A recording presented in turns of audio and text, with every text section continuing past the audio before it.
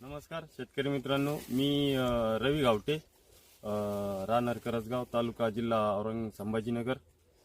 माझी ही 500 झाडाची सीताफळीची बाग आहे।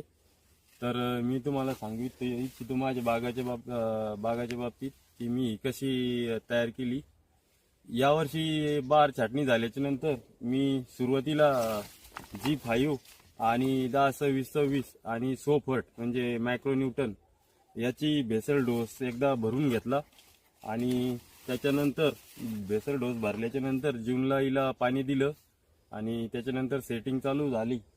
त्यावेळेस मग आम्ही पहिले पाणी दिलं तेव्हा G5 ची ड्रिचिंग केली खालून एकरी 2 ते 3 लिटर आणि मग याच्यापासून कॅनोपी चांगली बनली आणि गळ पण थांबली आमची आणि सेटिंग पण चांगली व्हायला सुरुवात झाली।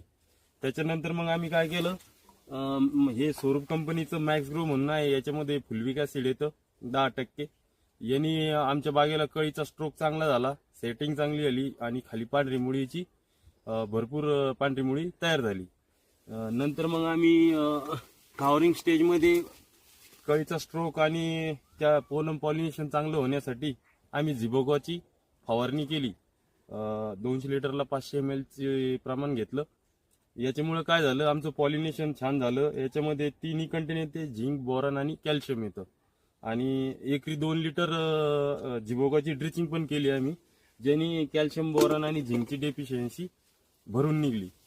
आणि मग नंतर आम्ही काय केलं, आमचे फळ जेव्हा 100 ग्रॅमच्या आसपास आले तेव्हा आम्ही जमिनीतून याला KF ची ड्रिचिंग केली। KF ची ड्रिचिंग केल्याने आम्हाला त्याचा फायदा असा झाला तर त्याची साईज तुम्ही जी बघताय आता, तर ही आमची साईज 200, 300, 400 ग्रॅम पर्यंत साईज आमची ही बघा, तुम्ही दाखवा यांना, 400 ग्रॅम पर्यंत आमची आता साईज गेलेली आहे। तर याचा फायदा आम्हाला KF चा फायदा असा झाला का आम्ही एकरी 5 लिटर KF सोडलं आणि आम्हाला साईज भरपूर प्रमाणात मिळाली।